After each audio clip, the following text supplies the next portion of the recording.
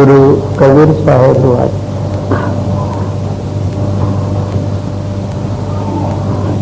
ಏನು ಪ್ರತಿಪಾದನೆ ಮಾಡ್ತಾರಂದ್ರೆ ಭಕ್ತರ ಹೃದಯವಾಗಿರ್ತದೆ.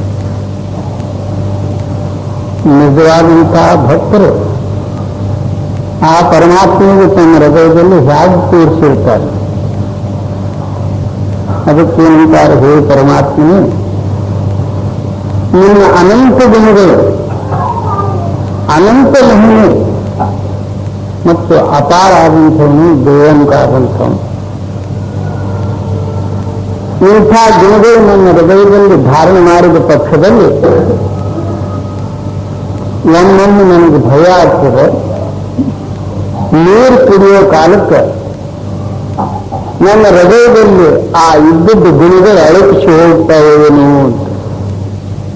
ಯಾಕೆ ನೀರಿನಿಂದ ತೊಳೆದು ಹೋಗ್ತದೆ ನನ್ನ ಹೃದಯ. ನೀರು ಕುಡಿಯೋ ಕಾಲಕ್ಕೆ ಸಹಿತ ನನಗೆ ಭಯ. ಅಂದ್ರೇನು, ಆಗಿನ ಕಾಲಕ್ಕೆ ನಾನು ಮರೀತೀನೇನು ಅನ್ನತಕ್ಕಂಥ ಭಯ. ನೀರು ಕುಡಿಯೋ ಕಾಲಕ್ಕೆ ಸಹಿತ ಆ ಪರಮಾತ್ಮನ ಚಿಂತನೆ ಮರಿಬೇಡ. ಹೃದಯದಲ್ಲಿ ಆ ಪರಮಾತ್ಮನ ಧ್ಯಾನ ಮತ್ತು ಆತನ ಪ್ರತ್ಯಕ್ಷದಲ್ಲಿ ಲಕ್ಷಿಟ್ಟೇ ನೀನು ನೀರಾದ್ರೂ ಕುಡಿ.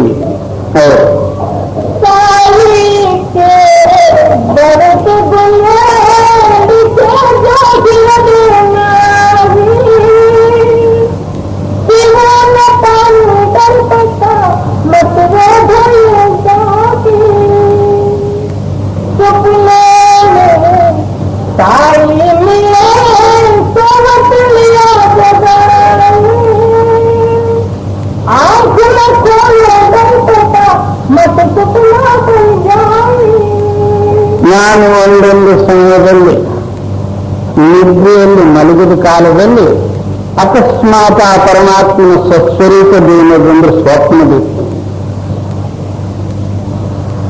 ನನಗೆ ಆ ವೇಳೆಯಲ್ಲಿ ಭಯ ಉಂಟಾಯಿತು. ನಾನು ಈಗೇನಾದ್ರೂ ಕಣ್ಣು ತೆರೆದ್ರೆ ಅದು ಸ್ವಪ್ನ ಆಗಿ ಹೋಗ್ತದೆ ಏನು ಅಂತೇಳಿ ಹಾಗೆ ಕಣ್ಣು ಮುಚ್ಚಿಕೊಂಡು ಆ ಪರಮಾತ್ಮ ನನ್ನ ಹೃದಯದಲ್ಲೇ ಧಾರಣೆ ಮಾಡಿಬಿಟ್ಟ. ಯಾಕೆ ಎಚ್ಚರಿಕಾದ್ರೆ ಸ್ವಾಮಿ ಎಲ್ಲಿ ಆ ಪರಮಾತ್ಮ ಹೋಗ್ತಾನೆ ನೀವು. ಈ ಪ್ರಕಾರ ಯಾರ ಹೃದಯ ಆ ಪರಮಾತ್ಮನಲ್ಲಿ ಐಕ್ಯ ಹೊಂದಿರ್ತದೆ ಅವರಿಗೆ ಪ್ರಪಂಚ, ದುಃಖ, ಕಷ್ಟ, ಸಾಯ್ತೀನಿ, ಬದುಕ್ತೀನಿ ಅನ್ನೋದು ಕಲ್ಪನೆಯ. ಇದರ ಹೆಸರು ಭಕ್ತಿ. ಇದು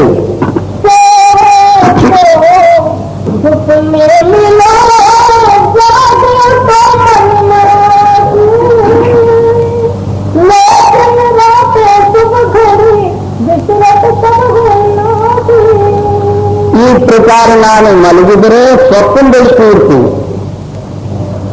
ಜಾಗೃತಿ ಇದ್ರೆ ಮನಸ್ಸಿನಲ್ಲಿ ಕೂರ್ತೀನಿ. ಯಾವತ್ತೂ ನನ್ನ ಲಕ್ಷ್ಯ ಏನದಿಂದ ಆ ಪರಮಾತ್ಮನಲ್ಲಿರ್ತದೆ.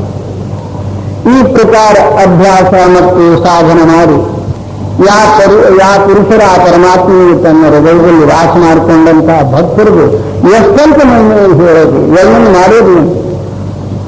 ಪರಮಾತ್ಮನಲ್ಲಿ ಆತನಲ್ಲಿ ಏನು ಹೇಳಬೇಕು.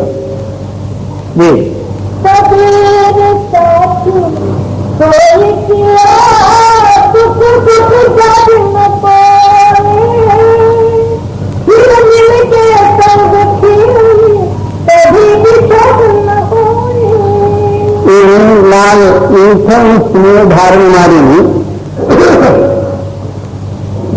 ಎಂದೂ ಆತನಿಂದ ನಾನು ಕಡೆಗಾಗೋದಿಲ್ಲ, ನನ್ನಿಂದ ಆತನ ಕಡೆಗಾಗೋದಿಲ್ಲ. ಯಾವತ್ತೂ ನಾವು ಇಬ್ರು ಕೂಡೇ ಅಂಥದ್ದು ಸ್ನೇಹ ಧಾರಣೆ ಮಾಡು. ಹೊರಗಿನ ಸ್ನೇಹ ಏನಂದ್ರೆ ಕೆಲವು ದಿವಸ ಆತನ ಸ್ನೇಹಿತಿರ್ತಾನೆ, ಕೆಲವು ದಿವಸ ಶತ್ರು ಆಗಿರ್ತಾನೆ. ಕೆಲವು ಅಂತಂದ್ರೆ ಮೊದಲು ಎಷ್ಟು ಪ್ರೇಮದಿಂದ ಇರ್ತಾವೋ ದೊಡ್ಡ ಆದ ಕೂಡಲೇ ಜಗಳ ತೆಗೆದಿರ್ತಾವ. ಅಂದ್ರೆ ಇದ್ಯಾತ್ರ ಸ್ನೇಹ ವಿಶೇಷ ಏನಂದ್ರೆ ತಾಯಿ ತಂದೆ ಪ್ರೇಮ ಇರಬಹುದು. ಅದನ್ನೇ ಏನಂದ್ರೆ ಕೆಲವು ಕಾಲ ಮಾತ್ರ ಇರ್ತದೆ, ತದನಂತರ ಏನೂ ಇರುವುದಿಲ್ಲ. ಆ ಪರಮಾತ್ಮ ಎಂದು ಹೋಗೋದಿಲ್ಲ, ಎಂದು ಕಮ್ಮಾಗೋದಿಲ್ಲ, ಅಥವಾ ಪ್ರೇಮದಲ್ಲಿ ಎಂದು ನಿಮಿಟ ಬರುವುದಿಲ್ಲ. ಅಂಥದ್ದು ಸಂಗತಿ ನೀನು ಪ್ರೇಮ ಧಾರಣೆ ಮಾಡು. ಒಬ್ಬ ಹುಡುಗನು ಒಂದು ನದಿ ದಂಡೆಯಲ್ಲಿ ಬರೀ ಮೈಲಿ ಮಣ್ಣಾಗ ಬಿದ್ದು ಹೊರಗಾಡ್ತಿದ್ದ. ಅಷ್ಟರಲ್ಲಿ ರಾಜನು ಆನೆ ಮೇಲೆ ಕೂತು ವಾಕಿಂಗ್ ಅಥವಾ ಗಾಳಿಗಾಗಿ ಜನರು ನದಿ ದಂಡಿಯಲ್ಲಿ ಬಂದ ಆ ಹುಡುಗನ ಅವಸ್ಥೆ ನೋಡಿ ಏನಂತಾನೆ, ಏನು ಬಾಲಕ, ನೀನು ಅಂಥ ಮಣ್ಣಲ್ಲಿ ಬಿದ್ದು ಹೊರಗಾಡ್ತಿ, ನೀನು ನನ್ನ ಮನೆಗೆ ಬಂದ್ರೆ ನಿನಗೆ ಊಟ ಉಪಚಾರ ವಸ್ತ್ರ ಆಭರಣ ಎಲ್ಲ ಕೊಡಬಹುದು. ಆವಾಗ ಆ ಬಾಲಕ ಏನಂತಾನೆ, ಮತ್ತು ನಾನು ಹೀಗಾದ್ರೂ ಬರ್ತೀನಿ, ನಾನು ಊಟ ಮಾಡಬೇಕು, ನೀನು ಊಟ ಮಾಡಬಾರ್ದು, ನಾನು ಮಲಗಬೇಕು, ನೀನು ಜಾಗ್ರತೆ ಇರಬೇಕು, ನನಗೇನಾದರೂ ವಸ್ತ್ರಾಭರಣ ಆದಿಗಳು ಕೊಡಬೇಕು, ನೀನು ಹಾಗೇ ಇರಬೇಕು, ಹೀಗಾದ್ರೆ ನಾನು ನಿನ್ನ ಮನೆಗೆ ಬರ್ತೀನಿ. ರಾಜ್ಯನೇನಂತಾನೆ, ನಾನೇ ಊಟ ಮಾಡ್ತೀನಿ, ನಿನಗೂ ಊಟ ಕೊಡ್ತೀನಿ, ನಾನೇ ವಸ್ತ್ರಾಭರಣಗಳು ಧಾರಣೆ ಮಾಡ್ತೀನಿ, ನಿನಗೂ ಕೊಡ್ತೀನಿ, ನಾನೇ ಮಲಗ್ಕೊಳ್ಳೋದು, ನೀನು ಮಲಗು. ಅವಾಗ ಹುಡುಗನು ಏನಂತಾನೆ, ನನ್ನಲ್ಲಿ ಅದು ಇಂಥ ಪರಮಾತ್ಮನೋ ಅಥವಾ ಇಂಥ ಸ್ನೇಹಿತನದಾನೆ, ನನಗೆ ಊಟ ಹಾಕ್ತಾನೆ, ತಾನು ಉಪವಾಸ ಇರ್ತಾನೆ, ನನಗೆ ವಸ್ತ್ರಾಭರಣ ಆಗಿದೆ ಬೇಕಾದಷ್ಟು ಕೊಡ್ತಾನೆ, ತಾನು ನದ್ದು ನೀಡ್ತಾನೆ, ನನಗೆ ಮಲಗಿಸ್ತಾನೆ, ತಾನು ಜಾಗೃತಿ ಇರ್ತಾನೆ. ಅಂಥ ಪರಮಾತ್ಮನ ಸ್ನೇಹ ಬಿಟ್ಟು ನಿಮಿಷಂಗಡಿಯ ಸ್ನೇಹದ ಹೋಗುವುದು. ಅದು ಯಾರೆಂದ್ರೆ ಅಂತರಾತ್ಮ. ತಾನು ಉಪವಾಸದ್ದು ನಮಗೆ ಊಟ ಕೊಡ್ತಾನೆ, ತಾನು ಜಾಗೃತಿ ಇದ್ದು ನಮಗೆ ಮಲಗಿಸ್ತಾನೆ, ತಾನು ಯಾವತ್ತೂ ನಗ್ನಿದ್ದು ನಮಗೆ ವಸ್ತ್ರಾದಿಗಳು ಕೊಡ್ತಾನೆ. ಅಂಥ ಪರಮಾತ್ಮನ ನನ್ನ ಕರೆದಕ್ಕಾಗಿ ನಿಂದು 4 ದಿವಸದ್ದು ಹಿರಿಯರು ತಗೊಂಡು ನನಗೆ ಮಾಡಬೇಕು. ಯಾವ ಪುರುಷರು ಇಂಥ ಆತ್ಮ ಅನುಭವಿ ಆಗ್ಯಾರು ಅವರು ಜಗತ್ತಿನ ಸುಖ ಮತ್ತು ರಾಜ್ಯ ವೈಭವ ಅಥವಾ ದೊಡ್ಡ ಸಂಖ್ಯೆಗೆ ಏನು ದೊರೆಯುತ್ತದ.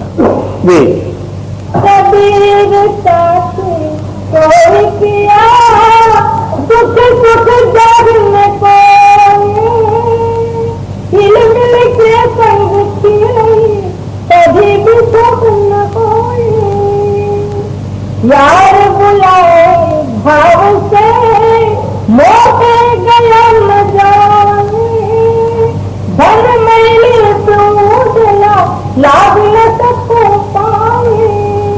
ಘನನಲ್ಲಿ ನನ್ನ ಪ್ರೇಮಿ ಪುರುಷನು ನನಗೆ ಒಳ್ಳೆಯ ಪ್ರೇಮದಿಂದ ಕರೀತಾನೆ, ಒಳ್ಳೆಯ ಭಾವದಿಂದ ಪ್ರೇಮದಿಂದ ಕರೀತಾನೆ, ನನ್ನಿಂದ ಹೋಗೋದಾಗಬಹುದು. ಯಾಕೆ ಆ ಪ್ರೇಮಿ ಪುರುಷನು ಏನದಂದ್ರೆ ನಿರ್ಮಲವಾದಂಥವನು ಮತ್ತು ಕೃಪಾಶೀಲಂಥವನು. ನಾನು ಮಲಿನ ಮತ್ತು ನನ್ನ ಹೃದಯ ಪಾಪ ವಾಸನ ಮತ್ತು ವಿಷಯದಿಂದ ತುಂಬಿದ್ದು, ಆತನಿಗೆ ಕೂಡೋದಕ್ಕೆ ಹೋಗೋದು ನನ್ನಲ್ಲಿ ಧೈರ್ಯವೇ ಇಲ್ಲ.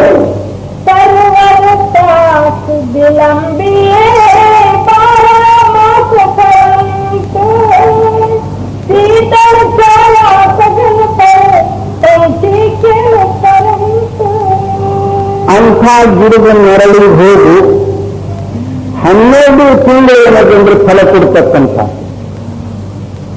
12 ತಿಂಗಳು ನೆರಳು ಇರ್ತಕ್ಕಂಥದ್ದು, 12 ತಿಂಗಳು ಅದರಲ್ಲಿ ಏನದಂದ್ರೆ ಪಕ್ಷಿಗಳು ಏನದಂದ್ರೆ ಆನಂದ ಪಡಿಸ್ತಕ್ಕಂಥದ್ದು. ಇಂಥ ಗಿಡದ ನೆರಳಿಗೆ ಹೋಗು. ಅದು ಯಾವುದಂದ್ರೆ ಆ ಪರಮಾತ್ಮನ ಆನಂದ ಸ್ವರೂಪ. ಅದು 12 ತಿಂಗಳು ಏನದಂದ್ರೆ ಫಲದಾಯಕ, 12 ತಿಂಗಳು ಏನದಂದ್ರೆ ಶೀತಲವಾದದ್ದು, ಆನಂದವಾದದ್ದು. ಅದು ಯಾರು? ನಿನ್ನ ಆತ್ಮನು. ಅಂಥ ನೆರಳಿನಲ್ಲಿ ನೀನು ಹೋಗಿ ಕೂಡು, ಜಗತ್ತಿರುವಾದಂತಹ ಬಿಸಿಲು ತನ್ನಷ್ಟು ತಾನೇ ದೂರ ಆಗಿರ್ತದೆ.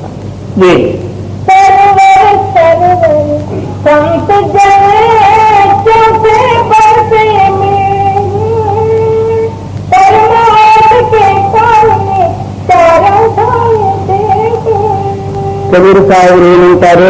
ಸರ್ವರ್ ಸಂತ ಜನ. ಸರ್ವರ್ ಅಂದ್ರೆ ವೃಕ್ಷಗಳು, ಸರೋವರ ಅಂದ್ರೆ ಸರೋವರಾದಿಗಳು ಮತ್ತು ಸಂತ ಜನ ಮತ್ತು ಮಳೆ,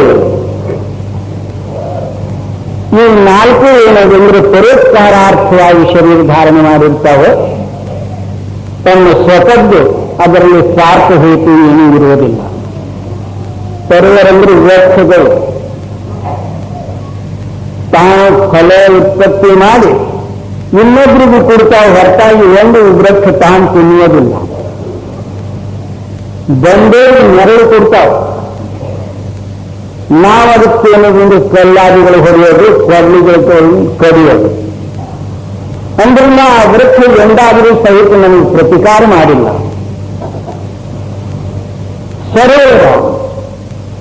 ಸರೋವರದಲ್ಲಿ ನಮ್ಮಲ್ಲಿ ಇದ್ದಂತಹದ್ದು ಮಾಲಿನ್ಯ ಎಲ್ಲ ಒಯ್ದಲ್ಲಿ ನೀರು ಕಳ್ಕೊಂಡು ಬಿಟ್ಟು ಬಿಡ್ತೇವೆ. ಮತ್ತೆ ಅದು ನಮಗೆ ಶುದ್ಧತಾ ಕೊಡ್ತೇವೆ ಹೊರತಾಗಿ ನೀವು ಯಾಕೆ ಮಾಲಿನ್ಯ ಬಿಡುತ್ತೀವಿ ಅಂತ ಹೇಳಿ ನಮಗೆಂದು ಪ್ರತಿಕಾರ ಮಾಡುವುದಿಲ್ಲ. ಸಂತ ಜನರು ಸಂತರಾದರೂ ಸಹಿತ ಏನ್ ಮಾಡಿರ್ತಾರೆ ಅಂದ್ರೆ ಪ್ರತಿಯೊಂದು ಜೀವಿಗಳ ಮೇಲೆ ದಯೆ ಮಾಡಿರ್ತಾರೆ.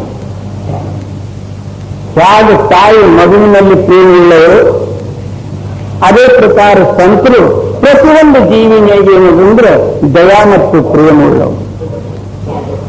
ತಾಯಿ ಮಗು ಏನದಂದ್ರೆ ಹೇಳೋದಕ್ಕಿಂತಲೂ ಮೊದಲಾಗಿ ಬಿಸಿನೀರಿಟ್ಟು ಅದಕ್ಕೆ ಮುಖ ತೊಳೆಯೋದಕ್ಕಾಗಿ ಅನೇಕ ಏನದಂದ್ರೆ ಅದು ಹಠ ಮಾಡ್ತಿರ್ತದೆ. ಅಂದ್ರೂ ಸಹಿತ ಏನದಂದ್ರೆ ಆ ಹಠದ ಕಡೆ ನೋಡಲಾರ್ದೆ ಅದಕ್ಕೆ ಸ್ವಚ್ಛಪಡಿಸ್ತಿರ್ತಾರೆ. ಆಗಿನ ಸಮಯ ಆ ಮಗು ಒಂದೆರಡು ಹೊಡೆದು ಬಿಡ್ತದೆ. ಅಂದ್ರೆ ತಾಯಿ ಅದ್ರ ಕಡೆ ಲಕ್ಷ್ಯ ಕೊಡೋದಿಲ್ಲ, ಅದಕ್ಕೆ ಸ್ವಚ್ಛ ಮಾಡೋದ್ರ ಕಡೆ ಲಕ್ಷ್ಯ ಕೊಡ್ತಾರೆ. ಅದರಂತೆ ಸಂತ ಜನರು ಈ ಜಗತ್ತದ ಜೀವಿಗಳಿಗೆ ಏನದಂದ್ರೆ ಬೋಧ ಕೊಟ್ಟು ಮತ್ತು ತಮ್ಮಲ್ಲಿರ್ತಕ್ಕಂಥ ಶೀತಲ ಶಾಂತಿ ಅವರಿಗೆ ಕೃಪೆ ಮಾಡಿ